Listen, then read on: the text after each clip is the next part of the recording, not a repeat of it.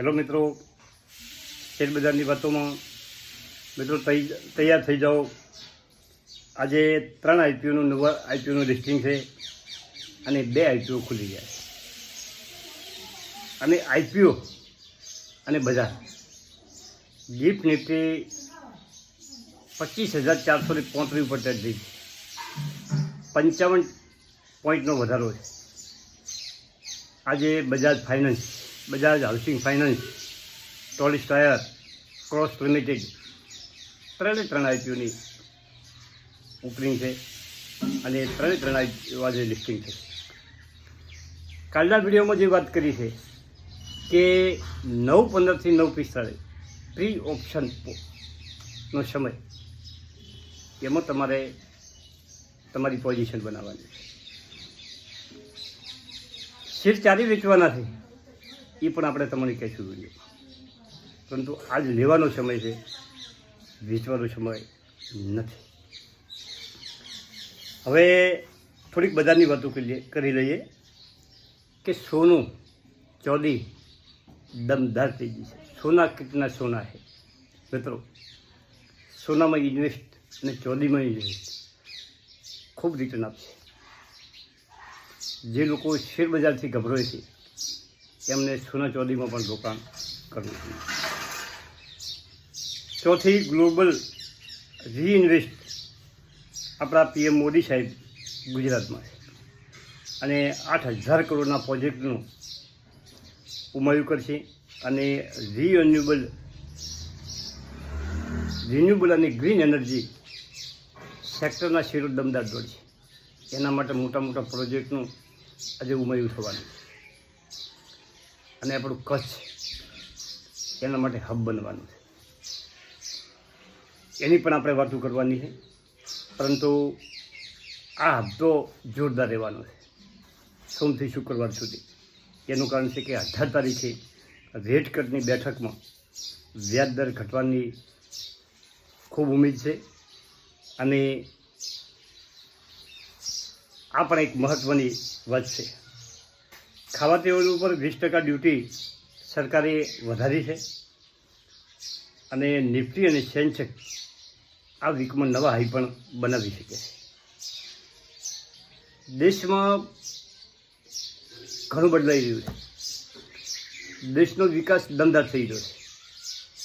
તમે ટ્રેનમાં બેહો તો તમને ખ્યાલ આવે, તમે એરપોર્ટ પર જો, રેલવે સ્ટેશન ઉપર જો, કોઈ પ્રવાસ કરવા જો તો તમને ખ્યાલ આવે કે દેશ કેટલો બદલાયો છે.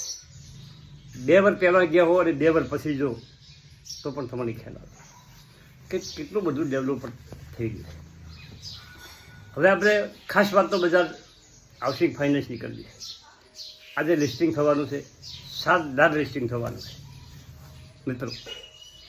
તમે છેલ્લા 200 ઉડિયા શેર ખરીદી શકો છો. કાલે 140ની વાત કરી હતી, પરંતુ શરૂઆત 140થી કરો, પણ 200 સુધી તમે આમાં તમારી પોઝિશન બનાવી શકો છો. જે લોકોને બજાજનો આઈપીઓ લાગ્યો છે એ ભાગ્યશાળી. જો આ લોકો 5 વર્ષ આ 214 શેર પકડી રાખશે તો એમના છોકરા અને એમના પૌત્રો એમને યાદ કરશે. 5, 10, 25 વર્ષ જો પકડી રાખશે તો એમને યાદ કરશે. પૈસા બનાવી આપશે આ કંપની. હોલ્ડ કરવા લાયક સ્ટોક છે મિત્રો. કંપનીનો આઈપીઓ અત્યારે બધા રેકોર્ડ કંપનીએ તોડી નાખ્યા હતા અને આ કંપની ભાવમાં પણ રેકોર્ડ તોડી શકે એવી કંપની છે મિત્રો. શુક્રવારે એફઆઈસીએ 2,365 કરોડ અને ડીઆઈએ 2,532 કરોડની કેશમાં ખરીદી કરી હતી મિત્રો.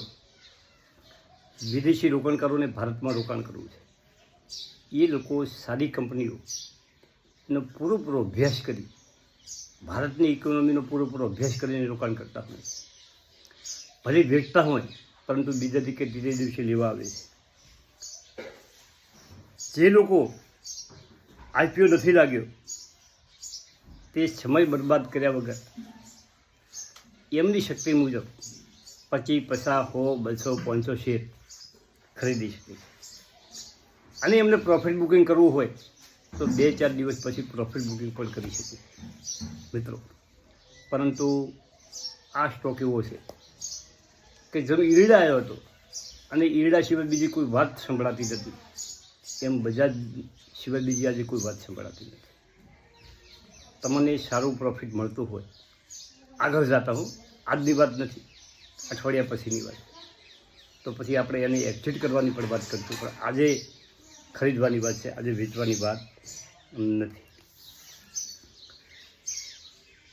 કંપનીની એનબીએફસી અને હાઉસિંગ એનબીએ સરસ છે, કંપની સારી છે, કંપનીમાં ખૂબ મોટો વિકાસ થઈ એવી કંપની છે અને ગ્રુપ દમદાર છે.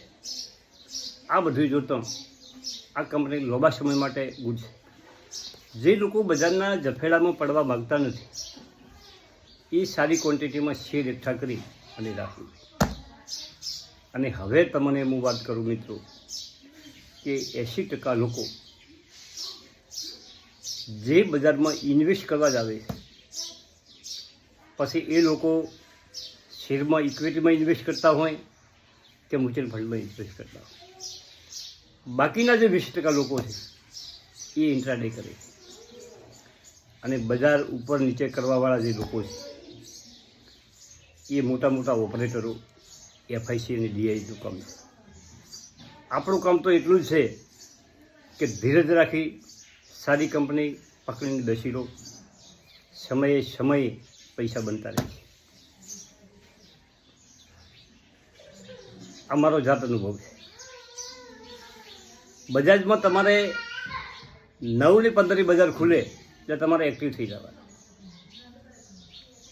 તમારા પાસે જેટલી કેશમાં શક્તિ હોય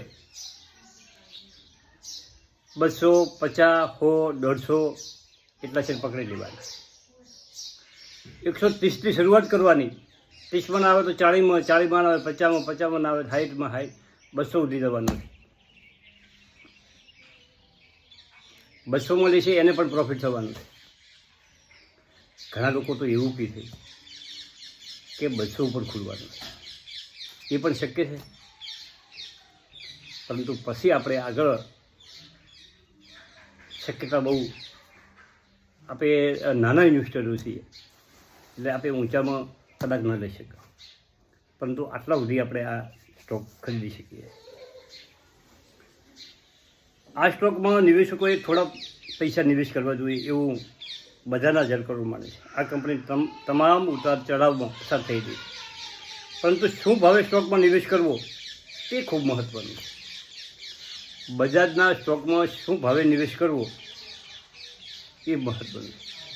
ઘણા બજારના જાણકારો માણસોનું એવું કહેવું છે કે બજાર સ્થિર થયા પછી આ કંપનીમાં રોકાણ કરવું, અથવા તો બજાર ઓપનિંગ થાય તો રોકાણ કરી દેવું. વચ્ચે જે ગાળો તેજી મંદીનો છે એમાં કંપનીમાં પણ અને જો ઉપર લેવાઈ જાય તો નુકસાન પણ કરાવી શકે. પરંતુ તમે શું ભાવે નિવેશ કરો છો એ મહત્ત્વનું છે.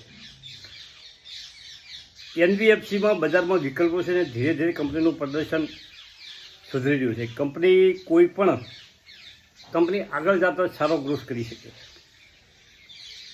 અને આ બધી બજારની વાતો થઈ.